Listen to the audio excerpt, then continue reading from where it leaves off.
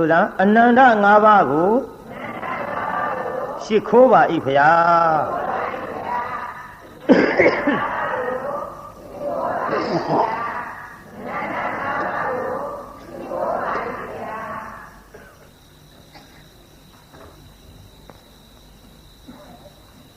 အနန္တ၅ပါးကိုရှိခိုးပြီးတဲ့နောက်ဘုန်းကြီးကြေညာထားတာနောက်ပိုင်းဟောမဲ့ဇတ်လန်းကသူများမကောင်းကြံကိုယ်ဘေးဒဏ်ထိဒီတရားကိုဟောမယ်လို့ကြေညာထားပါသူများကိုဖြစ်စေခြင်းတာကမကောင်းအောင်ဒုက္ခဖြစ်အောင်သေချေပျက်စီးအောင်ဆင်းရဲအောင်မွဲအောင်အဲ့ဒါလို့ဖြစ်စေခြင်းနဲ့ဗျာပါဒတရားတွေသူများမိမိကြံတယ်လို့မဖြစ်ဘဲနဲ့ဒီဘေးဒဏ်ကိုပြန်ပြီးတော့ထိတတ်ပါတယ်အဲ့ဒီအကြောင်းလေးကျုပ်ဟောခြင်းလို့တခြားမဟုတ်ပါဘူးပြိဿကျွတ်တို့ဘုရားကိုယ်တော်မြတ်ကြီးလက်ထက်တော်ကကောသလခေါ်တဲ့တိုင်းမှာအင်ဂျီ1000ရှိတဲ့ရွာကြီး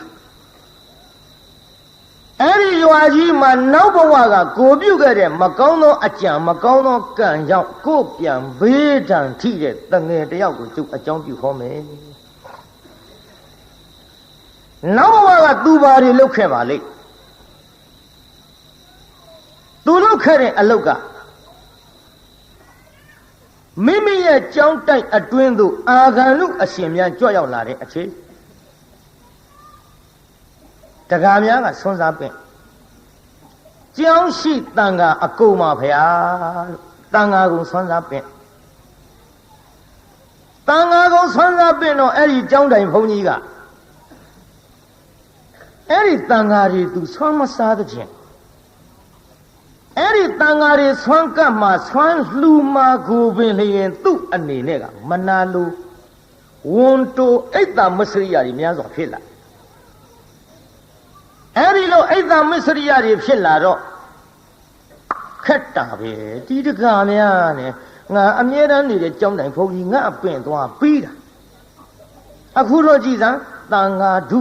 အလေကောင်းမှာကြောင်းရှိတန်ခါကုန်ပါဗျာလို့ဆွမ်းစားပင့်မဖြစ်ဘူး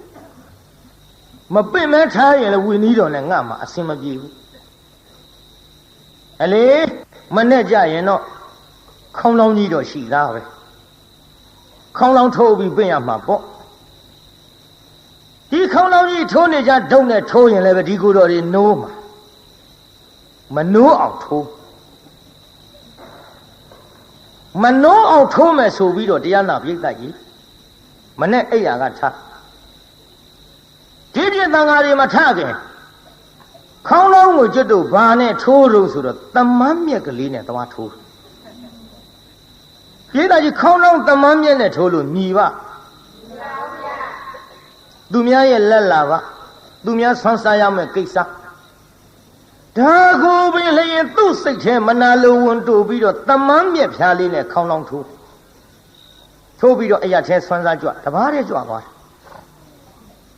ရှင်ဗျာတဲ့ကြောက်ရှိတဲ့အာဂန္တုတန်ဃာတော်ရောတပိတော်တို့ဆွမ်းစားတန်ဃာကုံပင့်ထားတာပါဘယ်နဲ့ကြောင့်တဘာတဲ့ကြွလာတုံးဗျာဩတကားတို့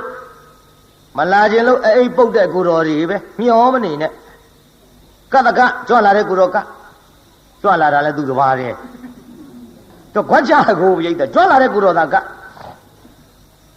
အရှင်မဟာနှိုးဘူးလားဗျာအမလေးနှိုးလိုက်တာခေါင်းလောင်းတအားထိုးတာတောင်မနှိုးဘူး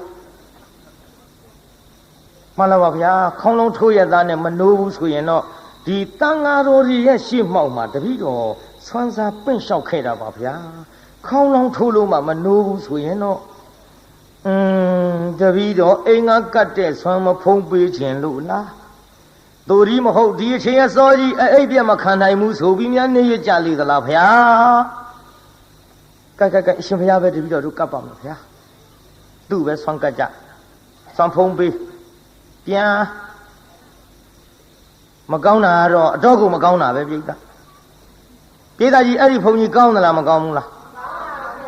အဲ့ဒီဘုံကြီးမျိုးကိုခင်ဗျားတို့ကြည်ညိုသလားမကြည်ညိုဘူးလားကျွတ်တို့ကြတော့ရောဒါပေမဲ့ညအိတ်ထောင်နဲ့အပြည့်ထည့်ကြကြလားဒါမှအောင်ပါကို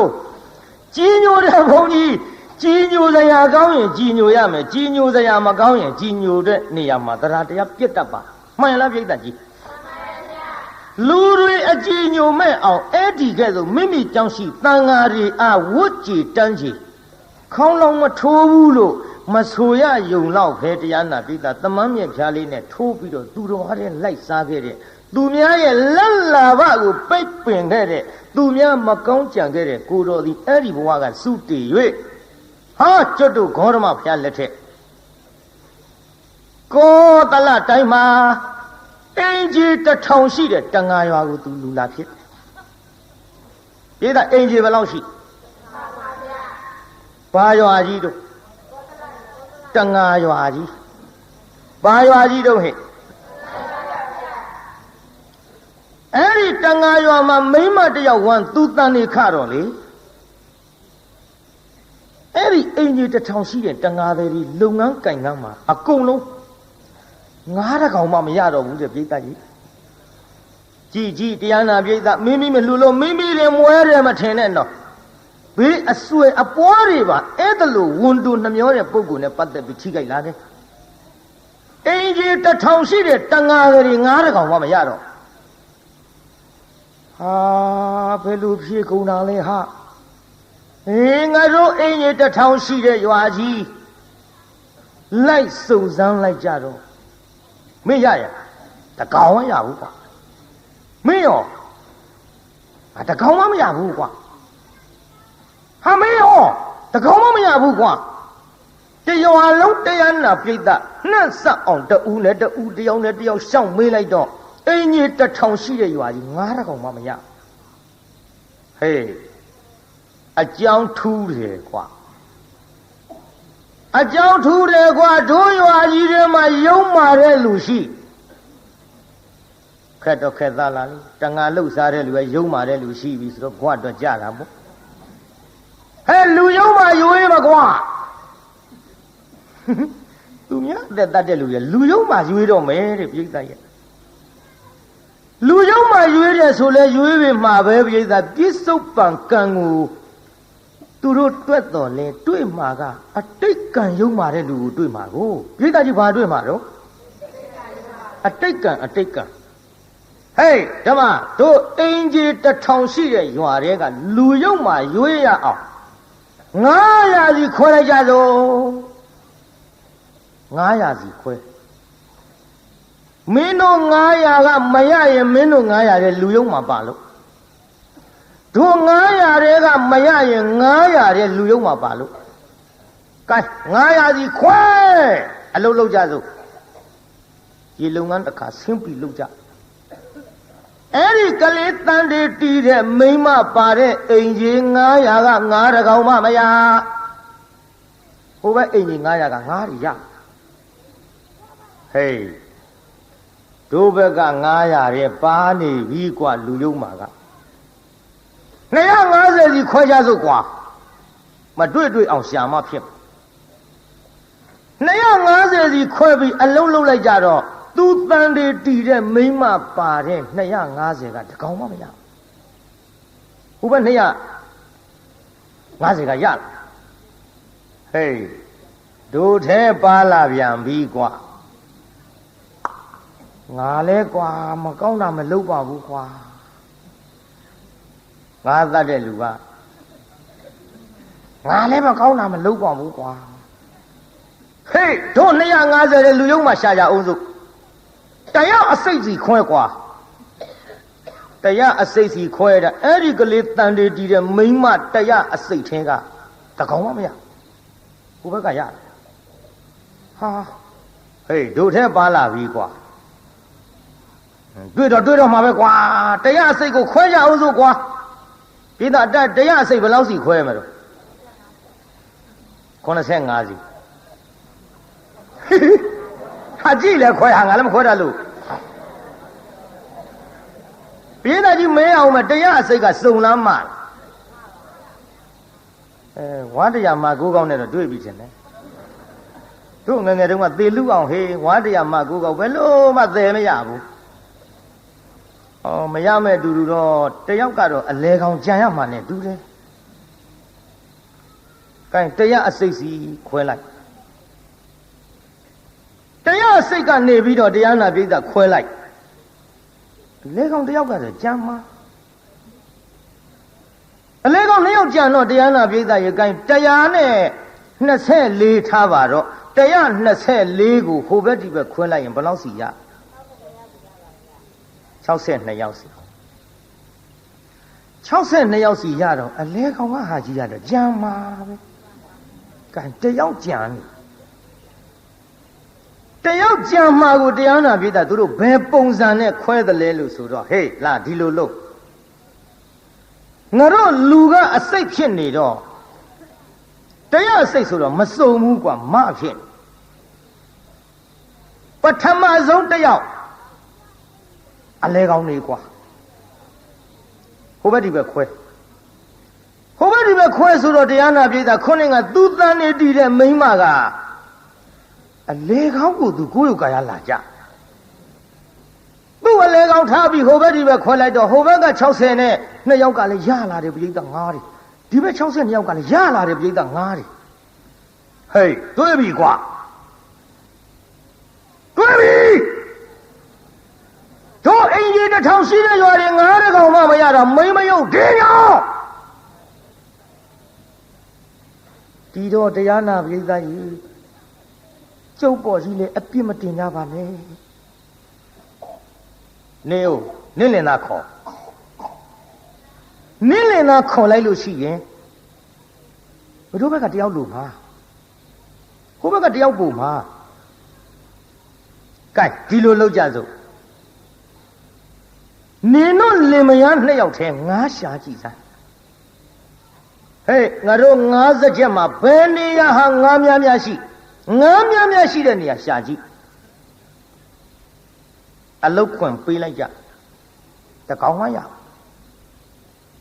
တန်ဟေးတို့ဘယ်သူမှရှောက်ရှာမနေနဲ့ဒီလင်မယား2ယောက်ပဲတို့ရွာတဲ့ထားလို့မဖြစ်ဘူးလင်ထုံးမှဖြစ်မှာဩတန်တော်လက်ဆက်တတ်တော့ငါလင်ကြောင်လည်းမဟုတ်ဘူးနေကြပါအိုးဒီလိုမလုပ်ကြပါနဲ့ကျုပ်တယောက်ထဲဟိုဖြစ်နေတော့ကျုပ်လင်သားတယောက်ထဲထားကြည့်ပါလားဟိုဘက်60ယောက်ဒီဘက်62ယောက်ကျုပ်လင်သားတယောက်ထဲထားကြည့်အောင်လေကျုပ်ကိုတစ်ဖက်ဖက်ထည့်ကြည့်ပါဦးလင်လုံးတဲ့လူကမျက်စောင်းထိုးဘာဆိုင်လို့နေအောင်ရတာငါဆိုင်မှာလင်လုံးတဲ့လူကဒေါသဖြစ်လာဘာဆိုင်လို့နေခလေကောင်ကြတာ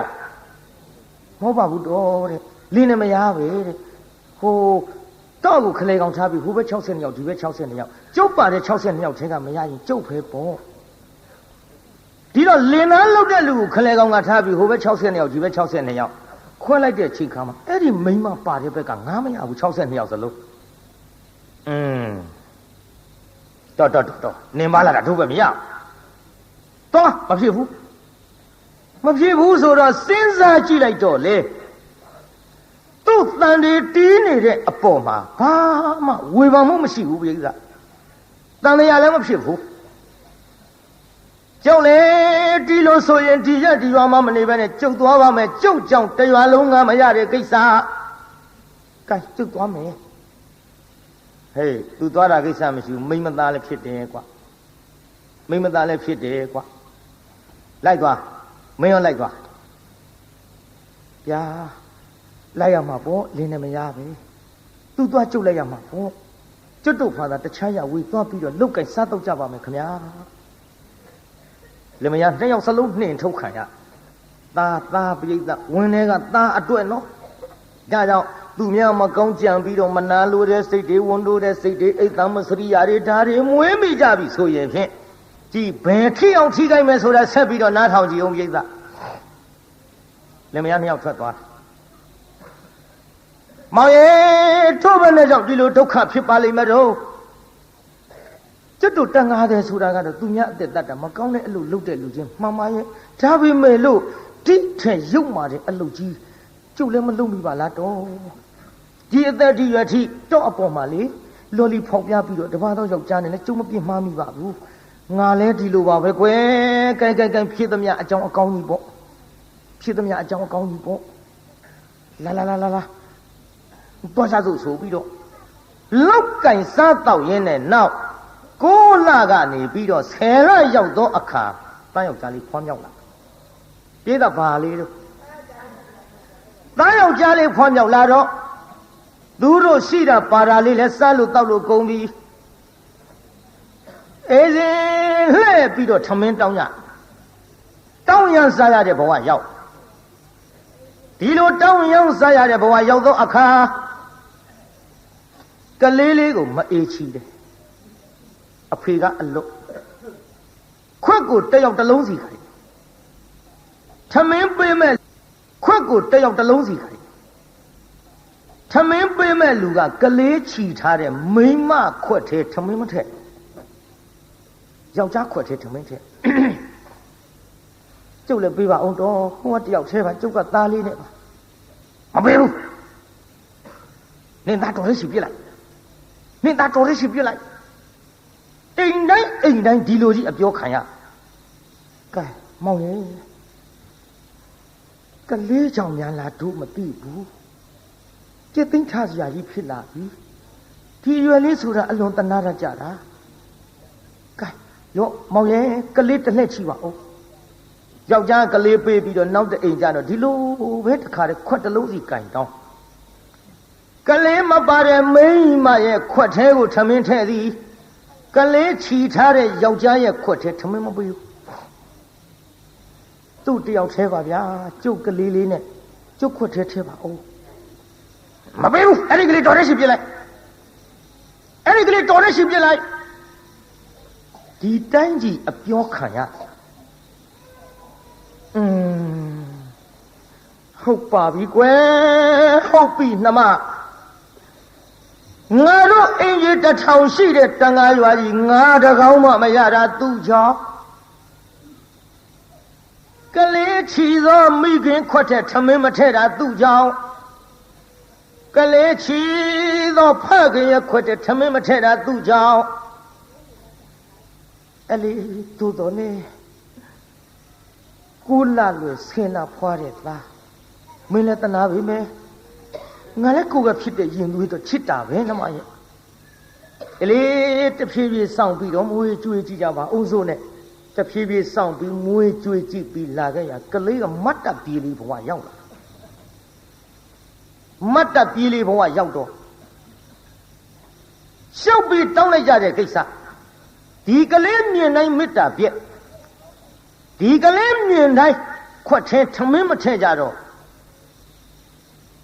လင်မယားနှစ်ယောက်တိုင်းတယ်ကလေးလေးကလည်းမတ်တပ်ပြေးလေးမတ်တပ်ပြေးကနေတဖြည်းဖြည်းသကပီနာကြဘဝနဲ့အရွယ်ကလေးပေါ့လေဥမမဲ့စာမမြောက်လင်းက6နှစ်သားလေးရောက်လာတော့နှမဒီလိုလုပ်ကြပါစို့ကွယ်ကိုမချီကအမိတော်လဲသားတော်ခဲ့ဤ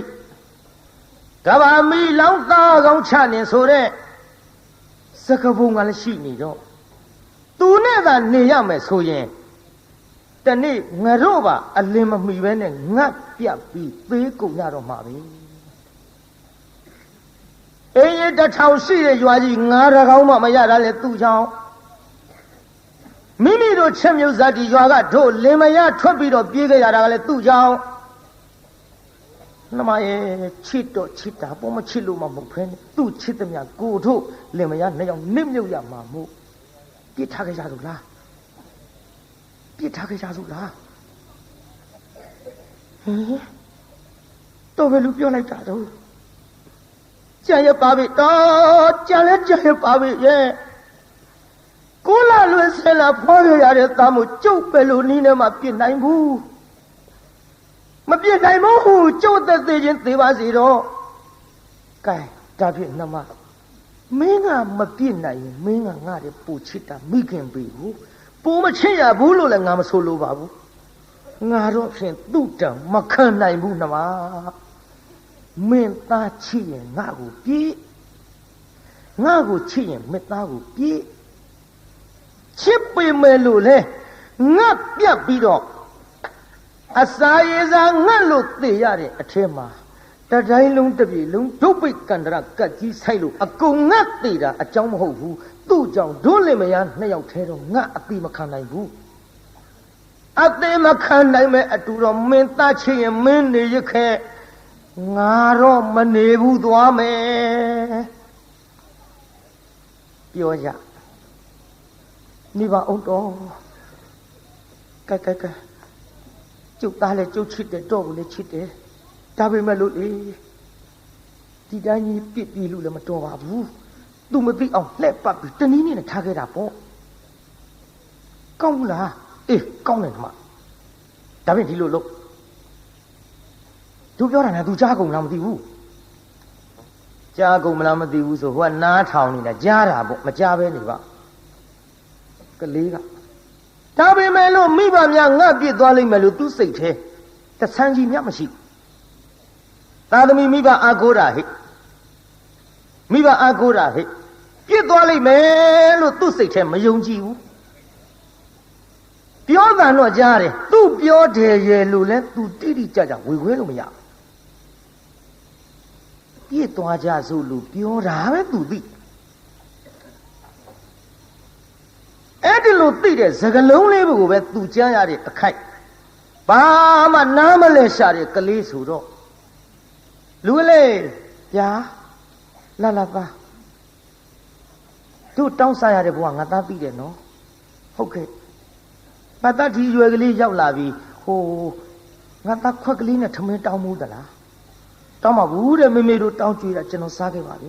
ဖေဖေတို့တောင်းကြွေးတာပဲကျွန်တော်စားခဲ့ပါတယ်ခင်ဗျဒါကြောင့်သားရဲ့အခုတော့လေဟိုမရလားဟိုပါဟိုအိမ်ကြီးမြင်ပါတယ်ခင်ဗျအဲ့ဒီအိမ်ကြီးကလေဟိုကလေးလေးတွေဆိုတိတ်တနာတာဒါသားရဲ့ထမင်းပေးမယ်လို့လည်းပြောတယ်ရော့ငါသားဒီခွက်ကလေးယူသွားခင်ဗျာဟုတ်ကဲ့စားလဲစားလာပြီကျုပ်လည်းဘာမှမစားရသေးဘူးသူပေးမယ်လို့ပြောသလားပြောတယ်ငါသားရဲ့အဲ့ဒီငါထမင်းပေးမယ်တဲ့ကလေးဆိုရင်လည်းတနာတတ်တယ်ရော့ငါသားဒီခွက်ကလေးနဲ့သွားဆိုပြီးခွက်ကလေးပေးလိုက်ကလေးကခွက်ကလေးနဲ့အဲ့ဒီအိမ်သွားထမင်းတောင်းကလေးအဲ့ဒီအိမ်သွားလို့ဘာမှမကြသေးဘူးမျက်ခြေအပြတ်လောက်မှလင်မယားတယောက်နဲ့တယောက်ကင်ပြီးလက်ကြလာသွားစို့ဟဲ့နေပါဦးတော့ဟိုအိမ်ကမပေးလိုက်လို့ရှိကျုပ်သားလေးဘာစားမလို့သူကနေသူရှိသေးနေပြီသွားလို့လာလို့အောင်ပြေးကြလို့ကြိုင်တော့မှငါတိကျသေးကုန်လိမ့်မယ်မှတ်ထားဟဲ့ငါညီများနှမများမှတ်ထားဟဲ့လိမ္မာတဲ့သားသမီးကိုမပြည့်ရကြတော့လေမိုက်တဲ့သားသမီးတချို့သတင်းစာတဲ့အမွေပြကြေညာကြတာတွေတွေ့ဘူးတယ်မဟုတ်လားကြီးအခုအမွေပြတင်မကဘူးလူပါဖြတ်ပြီးတချို့အမွေပြကြေညာပြီမဲ့လို့ဒီလူကိုမျက်ခြေအပြတ်မခံရင်သားသမီးကောင်းတဲ့ဝင်ခွေရသေးတယ်ဟိုမှာကလေးဥမမယ်လေးကိုလူပါဖြတ်ပြီးပြေးကြပြီတရားနာပြိတ္တာပြစ်ထားခဲ့တော့ကလေးကခွက်ကလေးနဲ့အိမ်ထဲဝင်သွားဟဲ့ကောင်လေးဘယ်ကောင်လေးတို့ဗျာထမင်းပေးမဲ့ပြောလို့မဲကြံကြီးစီရတော့ဖေနဲ့မေရပြောလို့ဘယ်လိုနဲ့ဖေနဲ့မေနောက်လှည့်ကြည့်ဟောဖေတို့ဟောဗျာကျုပ်ပြေးသွားကြပြီဟင်နေပါဦးနင်းအဖေနဲ့အမေကရှိလို့လားရှိပါတယ်ကျုပ်ဖေနဲ့အမေခုနကဟိုနားလေးမှာဗျဟိုနားလေးဆိုရှိမှာပေါ့ဟဲ့ကျုပ်ကိုပြောလိုက်တယ်အဲ့ဒီအိမ်ငါတဲ့ကလေးဆိုသိတ်တနာတတ်တာပဲတဲ့တော့ကလေးမြင်လည်းတနာတာမဟုတ်ဘူးထမင်းပေးမယ်ပြောလို့ကျုပ်ခွနဲ့အယူခိုင်းလိုက်လို့ကြံကြီးစီကတော့တို့ပြောပါဟင်ဖေတို့မေမေတို့ငါလိမ်ပြီးတော့ပြစ်သွားကြပြီထင်ပါရဲ့ဟင်ငါစဉ်းစားကြည့်လိုက်တော့ဖေတို့အမေတို့ပြောတဲ့စကားဥမနားလေပြီအေးကြီးတစ်ထောင်ရှိတဲ့ရွာကြီးငါတကောင်းမှမရတာသူ့ကြောင့်ငါပြောတာနဲ့တူပါရဲ့ကျွတ်တို့ချင်းမြုပ်ဒေသအင်ကြီးတစ်ထောင်ရှိတဲ့ရွာကြီးကထွက်ပြေးလာရတာသူ့ကြောင့်ဒီကနေ့ဒီအချိန်ထိထမင်းဝအောင်လည်းမစားရဘူးတဲ့သူပါတဲ့မိခင်သူပါတဲ့ဖခင်ခွက်ထဲထမင်းမထည့်ဘူးတဲ့သူတို့ပြောတဲ့စကားတွေအလုံးခြုံကြည့်လိုက်တော့တတော် ငါ့ကိုမတနာလို့ပြစ်ပြီးတော့ပြေးကြပါဗောလားအလေမိဘများအပြစ်မရှိပါဘူးငါအပြစ်တွေးကြီးပါလားအခုဒီအိမ်ကလည်းကြံကြီးစီယာငါထမင်းပေးမယ်လို့လည်းမပြောဘူးတဲ့ကလေးမြင်နိုင်လည်းမတနာဘူးတဲ့ဟုတ်ပါတယ်ခင်ဗျာကျုပ်ဖေတို့မေတို့ကျုပ်ပြစ်သွားကုန်ကြပါပြီခင်ဗျာကျုပ်ကိုတနာလို့ရှိရထမင်းလေးကျွေးပါခင်ဗျာဟင်မင်းဖေနဲ့မေကပြစ်သွားမင်းတို့အိမ်နဲ့ကြောင်းရင်တို့အဖတ်တင်နေလိမ့်မယ်တော်ဟဲ့ကောင်လေးသွားဟိုဘက်သွားတောင်းဟိုဘက်ငါပေးတာကန်းတည်းဟိုဘက်အိမ်လေးလို့ဟိုဘက်အိမ်သွားခွက်ကလေးနဲ့မလီတော့ချိုင်းစီရတော်နှင်းထုတ်ကလေးဘယ်အိမ်ကမှမပေးဘူးဒီလိုနဲ့ထမင်းမစားရတဲ့ဘဝဒဇက်မိတ်အယိုးလေးတွေဂျိုးလေးတွေထမင်းတို့ဟင်းတို့တွေစွန့်ပြေသွန်ချရာဖြစ်တဲ့တချို့နေရာအမိုက်ပုံတွေကအယိုးလေးတွေကောက်စုပ်ခွေးကျွေးတဲ့ထမရေအိုးဝင်းနှိုက်လို့ငေါက်ထုတ်လို့ထုတ်ဒီလိုနဲ့မဆရမတော့ရအငတ်ငတ်အပြက်ပြက်နဲ့ကြောက်စရာကောင်းတယ်နော်ဝန်တိုးတာတွေနှမျောတာတွေဟိုခေါင်းလောင်းလေးကိုခေါင်းလောင်းကိုတရားနာပြီးသားတမန်မြက်ကလေးနဲ့ထိုးခဲ့တဲ့ကံနေနော်ကြောက်စရာကောင်းလုံးလို့အဲ့ဒီလိုမဆရမတော့ရနဲ့အိတ်တော့တစ်ပင်ရင်စားတော့အမိုက်ပေါ်ဒီလိုဒုက္ခတွေကြုံပြီးတော့နေရတဲ့အခိုက်ရေလည်းမချိုးကောင်းကဆံမင်ကလေးကလည်းလိန်ကြည့်ပြီးတော့တခါမှမရိတ်တော့ဂုတ်ပေါ်ရောက်ကောင်းလေးကိုလမ်းတရက်ဖြစ်လို့လမ်းတရက်အဲ့ဒီတော့ကများစလာမသိပါဘူးအေးငါညီများငါပေါ်လည်းမျက်စောင်းထိုးကြပါနဲ့ကွာနော်မင်းတို့ကတော့လှအောင်ထားတာပါဟိုကတော့မိဘကမပြုစုလို့ကွာတမင်တက်တယ်ကိုမရိတ်နိုင်ရေးမချိုးနိုင်ညစ်ပေးလို့မင်းတို့ကဟိုဂုတ်ထီအောင်သပင်လေးတွေထားပြီးဒီကော့စမတစ်တို့ဘာတို့အုံစီတို့ပေါ်了ကွာမိုးပွင့်တို့ပေါ်了ကွာရေမွှေးတို့ပေါ်了ကွာမင်းတို့နာကတ်ရင်မှုမှုကြံကြံလေးတွေပါကွာဟိုကောင်လေးကကြီးကွာကောင်းမှုကွာချိုးတယ်ကွာတော်ချိုးတာကွာသူကလမ်းပေါ်နေရလို့လမ်းတရေကိုကွာမင်းတို့က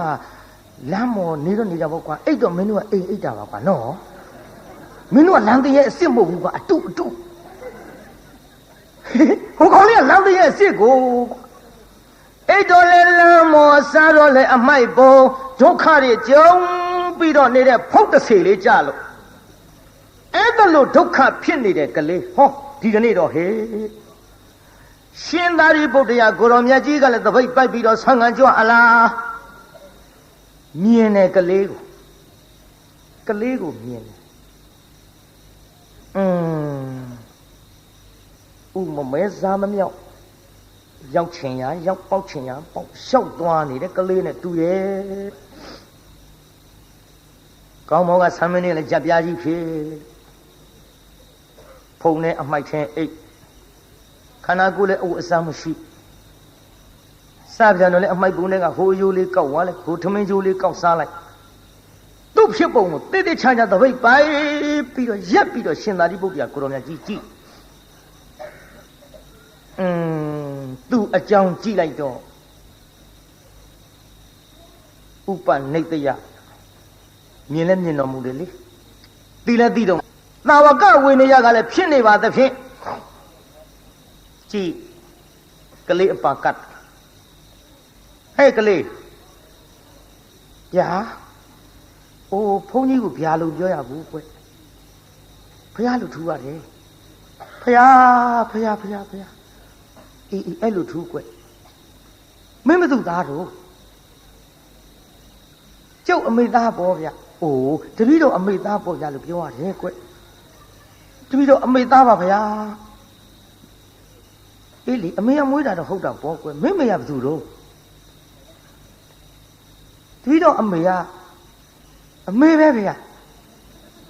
အေးလေအမေတော့အမေပေါ့ကွမင်းမရှိသလားဒီတော့မေရှိတယ်ဗျာအော်မင်းဖေရောဟေးရှိတယ်ဗျာဘယ်နေတော့ကွမသိဘူးဗျာအမေဖေနဲ့မရှိတယ်ဆိုတမရှိပါတယ်ဗျာ ပြီရှိရင်ဘယ်နေတုံးကွယ်မှန်လားပါဗျာဘယ်နေမှမသိဘူးဗျာအေးဟဲ့နေပါအောင်ကွယ်အဖေမရှိတယ်ဆိုတာလည်းသိပြီးတော့ဘယ်နေမှမသိဘူးဆိုရအောင်ဘယ်လိုလဲမင်းစကားငါနားမလဲဘူးကလေးမှန်လားပါဗျာတပည့်တော်ဖြင့်ပါလေလျှောက်ပြပါမယ်ဗျာတပည့်တော်ဒီအိမ်တပည့်တော်မိဘများအစကအဲ့ဒီနေတယ်ဗျာတပည့်တော်ကိုတန်တေးတီးတဲ့အချိန်ကစလို့တပည့်တော်မိခင်ဝန်ထဲမှာတပည့်တော်တန်တေးယူတဲ့အချိန်ကစလို့အင်ကြီး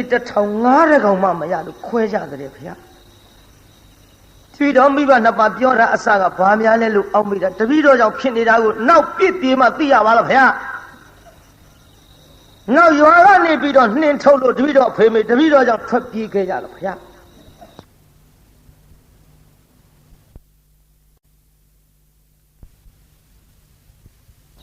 ဒီတော်မိဘများကတိုင်ပင်ကြတဲ့စကားကိုမချိကအမိတော်လဲတတ်တော်ခဲ့ဤကဘာမီလောင်းသားကောင်ကိုချနေပြစ်ပြေးကြသောလို့အဖေကပြောတော့အမေကငိုတော့ဗျာအေးမင်းသားချစ်ရင်မင်းနေရေးငါကိုပြစ်ငါကိုချစ်ရင်မင်းသားကိုပြစ်လိုက်ခဲ့အဲ့ဒါလို့ပြောတဲ့အတန်လေးလည်းတပည့်တော်ကြားမိတယ်ဗျာနောက်တော့တပည့်တော်ခွက်ကလေးပေးလို့လူလေးဟိုအိမ်ကထမင်းပေးလိုက်မယ်ကလေးဆိုရင်တနာရတဲ့ဆိုပြီးတော့ခွက်ကလေးနဲ့လွှတ်တပည့်တော်ထမင်းသွားပြီးတော့တောင်းတဲ့အခိုက်အတန့်အရှင်မယားတပည့်တော်ကိုမိဘနှစ်ပါးစွန့်ပြီးတော့ပြစ်ပြီးတော့ပြေးကုန်ကြပြီဗျာမိဘနှစ်ပါးပြည့်လည်းမရှိပါဘူးတပည့်တော်အပြစ်ဖျားမိဘနှစ်ပါးရွာတွေကထွက်ပြေးရအောင်ခံစားခဲ့ရတဲ့ဒုက္ခတွေတတိတော်ကြောင့်ပါဗျာတို့ဖြစ်ပါ၍အရှင်မယားတတိတော်အရာထဲလျှောက်ပြီးတော့ခွန်းနဲ့တောင်းလာလဲဘယ်သူမှကြွေးမဲ့လို့မရှိဘူးဗျာအမင်းပါစားနေတော့တတိတော်ဟိုအမိုက်ပုံထဲကအယိုးလေးတွေကောက်သွားတယ်ဗျာခွေးကြွေးထားတဲ့စခွက်ထဲတတိတော်တစ်ခါနှိုက်စားရတော့ဗျာတခါတစ်စက်မိတ်သွတ်ထားတဲ့ထမင်းတို့တွေကိုတပည့်တော်စားရတော့ခရရှင်သာရိပုတ္တရာကိုရောမြတ်ကြီးဩတဏှာစရာပါပဲလားကွယ်အေးဒါဖြင့်မင်းကိုရင်ဝင့်မလားကွယ်ဖယားတပည့်တော်လို့လမ်းတဲ့ရဲ့ဘယ်သူကကိုရင်ဝင့်ပေးမှာတော့ဖယား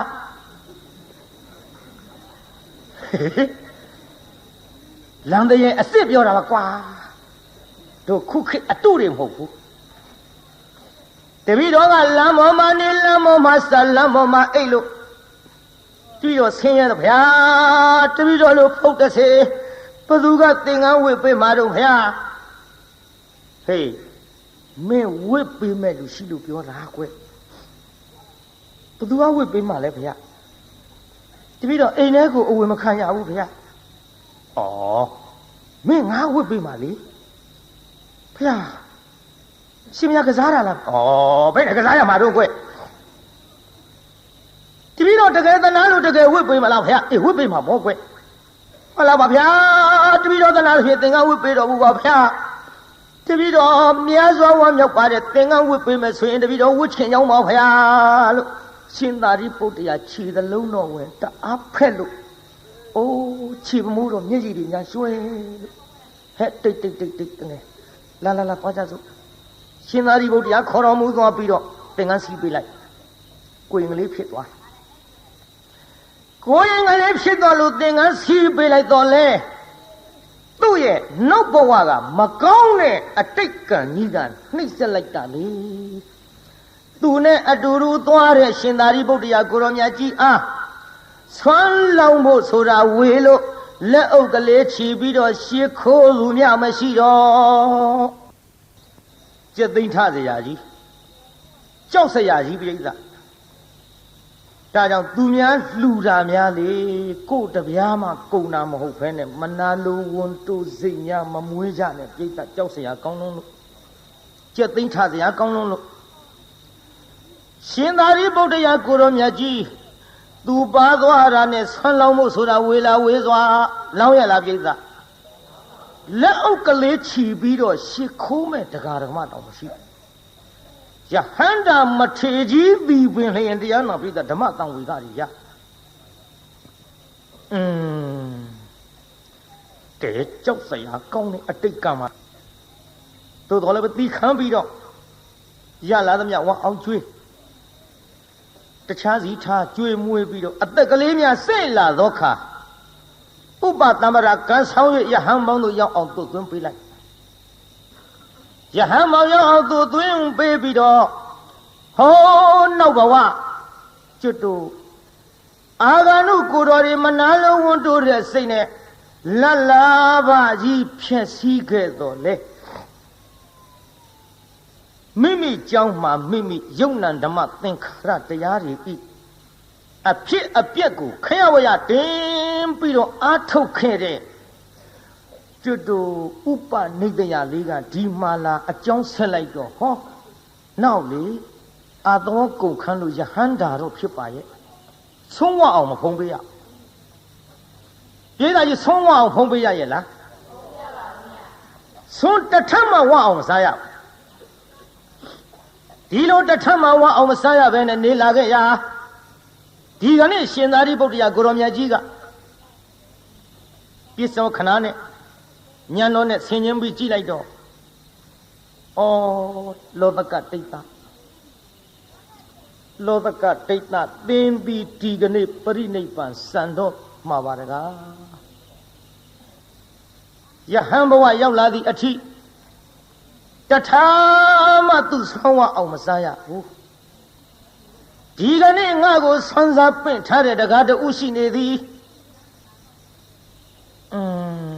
သူခေါ်သွားပြန်ရင်လေသူခေါ်သွားပြန်လို့လေကြိုက်မှကြိုက်ပါမလားယဟန္တာကြီးတွေတောင်ကျက်သိမ်းထားအလေမြို့ပေါက်ထားပြစ်ခဲ့တာကောင်းပါရဲ့ပြီးတော့မှတခါတယောက်ဆွမ်းအပုခိုင်းရတော့မှာပဲငါရှင်လောတကတိတ်ကဆွမ်းစားတော့ပင့်ထားတယ်သို့တော်လေငါရှင်သတိထားလို့ဟောဒီမြို့ပေါက်မှာနေရနော်ဘယ်မှကြွမသွားနဲ့သင့်အတွက်ငါဆုံးဖို့လွတ်လိုက်မယ်မှန်လားပါဗျာရိပ်မိပါပြီဗျာဖရာတပည့်တော်သိပါပြီဗျာဖရာတပည့်တော်ကိုအကြောင်းပြုပြီးတော့ကလေးဘဝကကိုရင်ဘဝကနေပြီးတော့ယဟန်ထိစောက်ရှောက်ခဲ့တဲ့ဥပိ္ပဇေဆရာကြီးမို့လဲတပည့်တော်လေးစားမိပါ၏ဖရာတပည့်တော်ပါလာတာနဲ့လဲရရအကသာဝကဖြစ်တဲ့ယဟန္တာမထေကြီးတော်မှလဲဆွမ်းလောင်းတာတွေဆွမ်းကတ်တာတွေလှူတာတန်းတာတွေရဆဲလို့အရှင်ဘုရားလက်အုပ်ချီသူမြတ်မရှိတပည့်တော်သိလဲသိခဲ့ရပါပြီဘုရားမှန်လားပါဗျာတပည့်တော်ဒီမှာနေရပါမယ်ဗျာငါဆွမ်းပို့လွတ်လိုက်မယ်နော်ငါရှင်တမဗျာဒီလိုနဲ့ရှင်သာရိပုတ္တရာကိုရောမြတ်ကြီးမြို့ထဲဝင်ပြီးတော့တကအိမ်ဆွမ်းစားပြီးတော့ဟဲ့တကတယောက်လာစားပြောဆုံးနေဆုံးရင်နေထည့်ပြီးတော့ဟိုရွာပေါက်မှာယဟန်တစ်ပါးရှိတယ်နော်မြို့ပေါက်မှာယဟန်တစ်ပါးရှိတယ်အဲ့ဒီယဟန်ကိုဒီဆုံးနေတော့ပို့ကြီးကတ်ခဲ့နော်မှန်လားပါဗျာမှန်လားပါဗျာရှောက်ပြီးဆွမ်းဟင်းပကံနေနဲ့ဆွမ်းပကံများတွေနဲ့လင်မန်းကြီးနဲ့ကြာနာထည့်ပြီးရွက်တော့သွားတာပဲပြိတ္တာအဲ့ဒီတကာကမေ့ပြီးတော့လေလမ်းနဲ့သူ့ဟာသူထိုင်စားပြစ်ကိုချိုးကိုလဲစားပြီးဟိုတကာကပြန်သွားတစောင်းဆောင်နဲ့ငါဥပိ္ပဇေဆရာကြီးကဒီကနေ့ဆွမ်းကခိုင်းလိုက်မတဲ့လောဘကဒိဋ္ဌာမင်းနောက်ဘဝကကြောင်တိုင်းဘုန်းကြီးဖြစ်စဉ်အခါကြွလာတဲ့အာဂန္ဓုတန်ဃာတော်ဒီအာဆွမ်းမစားစီလို၍သူများဆွမ်းကတ်တာမနာလို့ပြီးတော့ခေါင်းလောင်းတောင်မင်းသမမ်းမြက်လေးနဲ့ထိုးခဲ့တဲ့အတိတ်ကမလားဒီခံကိုပြုတဲ့ကံဟဲ့ သူများမကောင်းကြတာအခုတော့ကိုယ်ဘေးဒဏ်နေပြန်ပြီးတော့ထိနေပါလားလောသကတိတ်တာ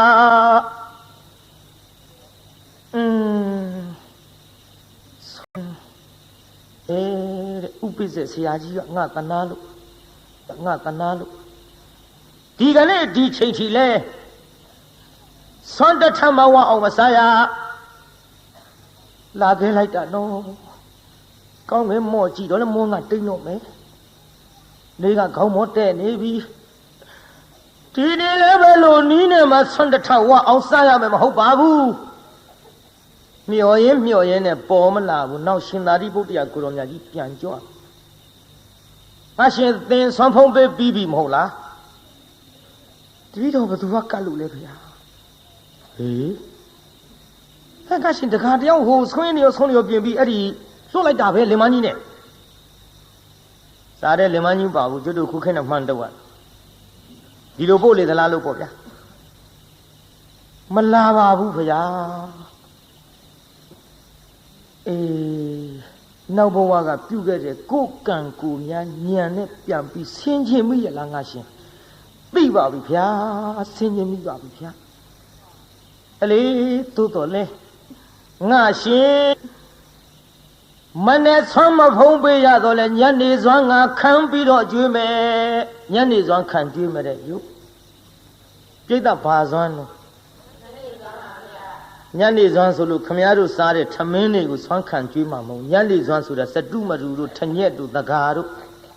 ကြံရည်တို့ဘီလာရည်တို့ပေါ့ဗျာခုခေတ်လို့ဆိုရင်ဘုရားကတော့ဒီအရည်တွေကတ်ကြသလားရှိသလားလည်းမသိပါဘူးညနေစွမ်းတပိတ်ကြီးနဲ့လှက်ပတ်ပြီးဆွမ်းခံလို့စတုမတူတွေတပိတ်အပြည့်ရရှင်သာရိပုတ္တရာကြီးအားရဟာကြပြီခုချင်းဒီဆွမ်းစီမှမစားရသေးဘူးကဲငါရှင်ရော့ဖုံးပေးဆိုလက်ကလေးနဲ့နှိုက်မဲ့အလုပ်ပြန်ရုပ်တယ်ဘာဖြစ်လို့တော့ငါရှင်မှန်လားပါဗျာတပည့်တော်လက်နဲ့နှိုက်လိုက်လို့ရှိရင်စတုပတုပျောက်ကုန်လိမ့်မယ်ဗျာမပျောက်ပါဘူးလေကင်ငါရှင်ငါလက်နဲ့ကင်ထားမယ်နော်ဖုံးပေးအားရအောင်ပိဋကတပိတ်ကြီးပါသူ့မပေးရဲဘူးတပိတ်ကြီးပါမပေးရဲဘူးအပေါက်မပါပဲနဲ့ပျောက်ကုန်မှာစိုးလို့ကြောက်စရာအတော်ကောင်းတယ်နော်ပိဋကအဲ့ဒါနဲ့တရားနာပိဋကကြီးရှင်သာရိပုတ္တရာကိုရောင်မြတ်ကြီးကတပိတ်ကြီးကိုင်းလို့ငါရှင်အားရအောင်ဖုံးပေးလို့ကိုရောတပိတ်တလုံးကိုရောပေါ့တထမဝခဲ့ပဲပရိနိဗ္ဗာန်စံမဲ့နေ့နောက်ဆုံးတထဒီစတုမရုဇွန်တထပဲသူဝအောင်ဖုံးပေးသွားရဒီလိုစတုမရုဆုံးတထဝအောင်ဖုံးပေးပြီးတဲ့နေ့မှာပင်လောတကဒိဋ္ဌမထေကြီးအနုပါဒိသေသခေါ်တဲ့အကျွမ်းမရှိတဲ့ပရိနိဗ္ဗာန်ဆောင်ဝင်တော်မူရရှာသည်ကြောက်စရာကောင်းတယ်နော်နိဗ္ဗာန်ရောက်တာတောင်အငန်းငန်းအပြတ်ပြတ်နဲ့ရောက်ရဒါကြောင့်ခမည်းတော်ကျွတ်တူလည်းပဲဒီစိတ်ဒီအကြံဒီမကောင်းတဲ့ကံတွေများမပြုတ်မိအောင်လို့ဒါသတိပေးတဲ့အနေနဲ့ဒီဇာလန်းကိုဒီနေ့ဟောရပါသူများမကောင်းကြတော့ကိုယ်ဘာဖြစ်ယုံလားရှေးတုန်းကကြားဘူးမှာပေါ့ငငယ်တုန်းကဖို့သူတော်တယောက်ကြောင်းရှိရွတ်လိုက်တာသူများမကောင်းကြံကိုပြန်ပေးတန်းထိဘယ်လန်းတော်သူများမကောင်းကြံကိုပြန်ပေးတန်းထိမုံတယ်မတယောက်ကဖိုးသူတော်အတော်အမြင်ကတ်တော့တွေးကြသေးတာပေါ့ဒီသူတော်ဘာလဲမဟုတ်ခဲနဲ့ကမ္မထမ်းမဟုတ်ဘာမဟုတ်ရွတ်လိုက်တာသူများမကောင်းကြံကိုပြန်ပေးတန်းထိဘာမှလည်းမသိဘူးကဲဒင်းတော့ထိစေရောဟဆိုပြီးတော့မုံရှက်ကြီးတစ်ချက်အနတ်အရသာနဲ့ပြည့်စုံအောင်လုပ်ပြီးတော့အစိတ်တွေလူးပြီးတော့ပေးလိုက်ဘုသူတော်ကကြည်ဟာမှုရတာပါလား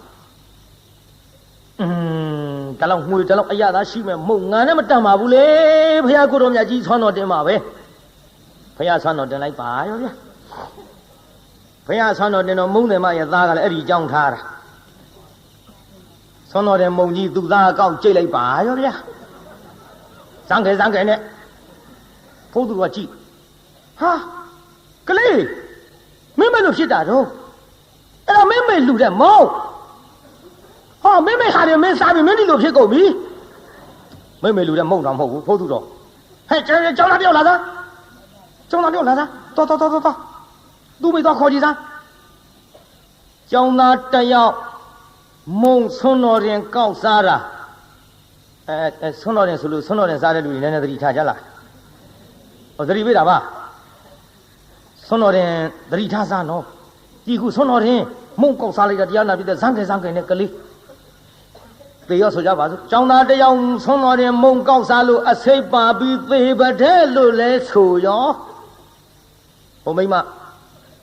ငရမ်းပြလူဖြစ်လာဟုတ်တော့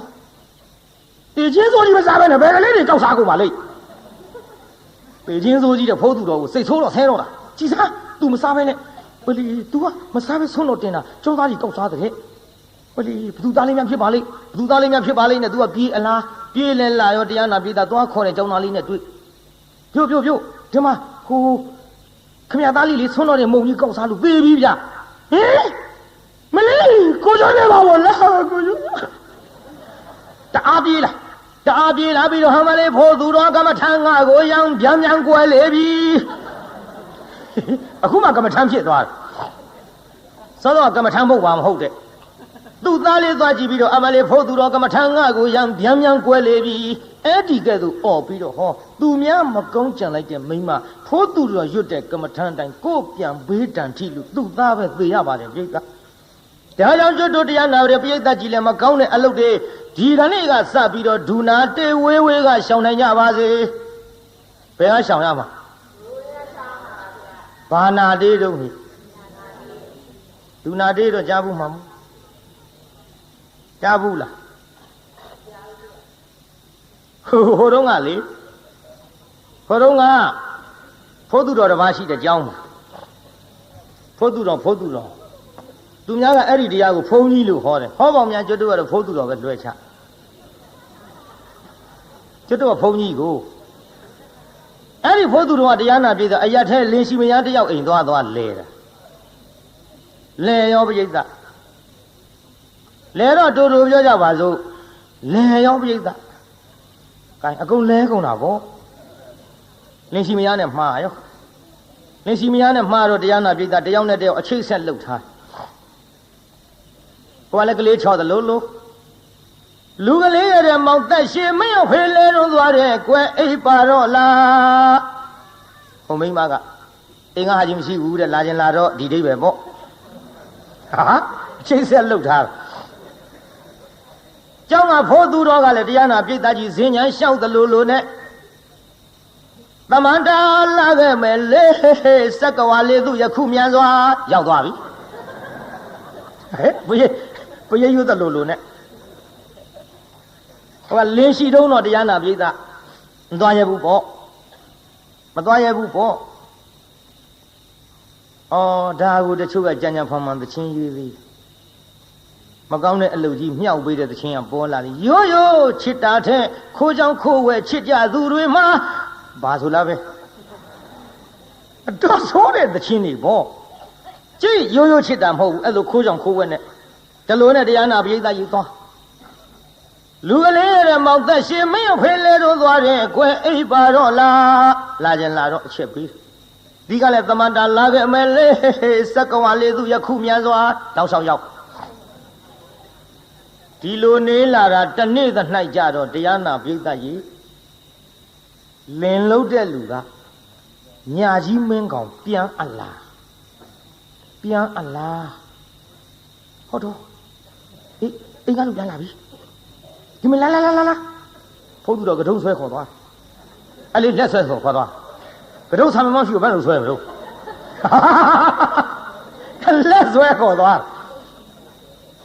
လက်ဆွဲခေါ်သွားပြီးတော့တစက်မိတ်ချထားတဲ့လူတထိုင်မလွတ်တယ်လို့စင်အိုးကြီးတဲ့ထက်တော့ခေါင်းကနည်းနည်းအထက်မောက်ပြီးပေါ်နေအဲ့ဒါဘန်းစုပ်ကြီးကောက်အုပ်ဘန်းကလည်းပကံများလောက်စုပ်ပကံများလောက်အလဲကောင်ကစုပ်တဲ့ဘန်းအုပ်လိုက်တော့သူ့ကောင်းကြီးကဘန်းပေါက်ထဲကနေဖူးကြီးထွက်ဒီတော့လင်လုတ်တဲ့လူကပြောဟဲ့နေမလို့တော့အချိန်ရှိမှာအဟိုမိဘတွေကငါချောင်ပြကြောင်စားဆုံးလို့ကျုပ်သိမ့်တာ မိမများတင်ခတုပတ္တိညာကောင်းလိန်စားနိုင်တဲ့မိမလင့်အပေါ်အဲ့ဒါလူစော်ပဲလူပေါ်ပဲမှတ်ထားတချို့မိမလင်လိန်စားတယ်အဲမိဖို့ကြောင့်လည်းငါ6ပြကြောင်စားပါကကိစ္စမရှိပါဘူးဒီစင်ဦးပေါ်မမဲရပါတော့ဟာတော့နဲ့တော့အဆန်းလို့ကျွတ်တော့ကောက်ဆိုင်စီထောင်ထားတယ်မဟုတ်လားတော့ကောက်ဆိုင်မတွေထုခေါ်တယ်မောင်းသစ်ကြီးလေတော်ဝဲလာတဲ့မောင်းသစ်ကြီးညံကကောင်းတယ်ပြုံးမနဲ့ဆိုတော့အခုမောင်းကြီးတိုင်မဲ့မဲကြီးအေးငါဝဲလာတဲ့မောင်းကြီးငါတခါမှထုမကြည့်ရတယ်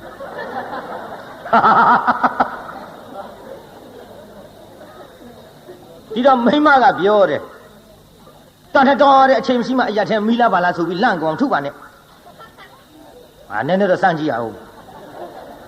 ဖို့သူတော်အတွင်းကစဉ်းစားတယ်ငါမောင်းဆိုပြီးဆော်တော့မှာသူငါကောင်းမောင်းဆိုပြီးတော့ဆော်တော့မယ်မောင်းလို့အော်ရင်မအော်ရင်ငါတို့ကိစ္စပေါ်တော့မယ်နောက်ဟိုကမောင်းထုတဲ့တင်းပုတ်ကြီးယူလာလေဟာထုလိုက်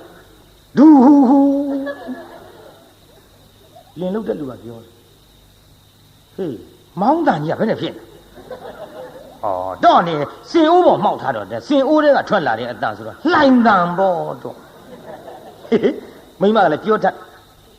နောက်တစ်ခါထုလိုက်ဒူဟူဟူဟေးပြောစီကြီးပါလားဟာတော့နေဒဇမ်းမချတာကနှင်းကြလို့ဣနေတာမောင်းတောင်နှင်းကြလို့ဣပြန်တဲ့ဟိုထုကောင်းလိုက်ထုနေတော့ကြာထုလိုက်ဒူဟူဟူမဟုတ်ဘူးပြိဿနားလာတော့ဒူနာနာပြစ်လာအဲ့ဒီဒူနာနာអော်ပြီးတော့လင်လုတ်တဲ့လူကလည်းထုပြီးတော့တရားနာပြိဿပြန်အိတ်တော့ဒါရှေးတုန်းကပုံမြင်နော်ကျွတ်တို့ငယ်ငယ်ကဟိုအဖေကြီးများအမေကြီးများပြောတဲ့စကားမှတ်ထားတယ်ဟုတ်မဟုတ်တော့ကိုယ့်ဘာကိုချင်းချိန်ပေါ့မကောင်းတဲ့အလုပ်ဒူနာတေးဝေးရှောင်ဆိုတာသဘာဝလေးပေါ်လာအောင်အဲ့မှာဘန်းစုပ်ကလေးဖဲဖို့သူတော့အိတ်ကြပြီအိတ်ရောပေါ့ငါအားရအောင်နှက်သွားတာဘန်းစုပ်ကလေးဖဲစင်ဦးဘော်ကကြော်တက်လမ်းကြားထဲရောက်တော့သူကတုံးလေးသူပုတ်လို့သူဖြစ်သူတွေးပြီးတခစ်ကြီးဟမ်းမလေးဆော်လိုက်လေကွာနာလိုက်တဲ့ထိတ်ကြီးထူတာကိုပြိဿဆော်လိုက်လေကွာနာလိုက်တဲ့ထိတ်ပရိတ်သမန္တာကြောင့်လွတ်လာပါလေပရိတ်ကြောင့်လွတ်တာဖြင့်ဒီလိုနဲ့တရားနာပရိတ်ကနေလာလိုက်တာနောက်ရကြဟိုကလင်မရှိတော့အတန်ပေးလာတဲ့ရှင်သေးတာကိုပရိတ်ရဲ့လူကလေးရတဲ့မောင်သက်ရှင်မင်းအဖေလဲတော့သွားတယ်ကွယ်အိပ်ပါတော့လားအတန်ပေးလိုက်သွားခြင်းတယ်ဟိုကကတုံးတရိယပို့ကြည့်လိုက်တော့ဘူးကြီးကမပြောက်သေးဘူးဒီတော့မလာနိုင်တော့တဲ့အကြောင်းပေါ့လေကြောက်သွားပြီဆိုတဲ့အကြောင်းပြန်ပြီးတော့သူကပရိယွတ်တလူလူနဲ့သမန္တလာခြင်းမရဲ့လေမနေ့ညကဒူနာတေကိုခွဲကကြောက်လှကြီးရဲ့လေမသွားတော့ဘူးတဲ့ပြိဿနောက်ပြတ်သွားကြတဲ့ဒါကြောင့်ကျွတ်တို့တရားနာပြိဿကြီးလည်းမကောင်းတဲ့အလုပ်တွေဒူနာတေပြီးတော့ဒီကနေ့ကစဝေးကြီးရှောင်ကြပါစို့ကောင်းမလားပြိဿကြီးလောကဒိဋ္ဌမထေတရားနာပြိဿပရိနိဗ္ဗာန်စံသည်အထိမဝတဝနဲ့တထက်ထဲဝအောင်ဖုံးပေးသွားရသောကိစ္စသည်သူများမကောင်းကြံလို့ဗါတဲ့ပြိဿကိုဗေဒံထိလို့အမိပေးတဲ့ဇလန်းသည်ဒီကနေ့ညနာယီပြန်တစ်ချက်ထိုးကန်ဤအချိန်မှာနှိဋ္ဌိတမ်းပါတယ်ကိုင်းမေတ္တာပို့ရအောင်ဆိုကြနှစ်ဖြင့်စောစောလေးကြွကြပေါ့တကဘာလုံးမှာမြတ်တာချမ်းသာကိုစိတ်မြဲပါစေအားလုံးကိုယနေ့ညကြွရောက်လာကြတဲ့တရားနာပရိသတ်ကြီးချမ်းသာကြပါစေအားလုံးကိုယနေ့ညကြွရောက်လာကြတဲ့တရားနာပရိသတ်ကြီးချမ်းသာကြပါစေကဲအိမ်ပြန်ပို့ကြပါစို့အတ္တဂေဟပြောသမျှဟောသမျှတွေကသဘောမကျပဲအပြစ်တွေ့ကြလည်းခြေရင်နေဖုံမုံစိတ်တွေပြစ်ပြအသီးသီးသောမိမိတို့အင်္ဂယာဌာနသို့နိဝတ္တန်တုသီခံရတာပြန်ကြပြီတော့နိဝတ္တန်တုမေတ္တာရေပခါဖြောင်းလိုက်မယ် ပြစ်ပရာတွေဝေးရသမျှစေရောခြေတရာဆွေကလျှံပြီးကိုယ်စိတ်နှပြချမ်းသာစွာဖြင့်မှန်စွာမနေပြောင်းပါလေတော့ပြောင်းကြစေကုန်သတည်း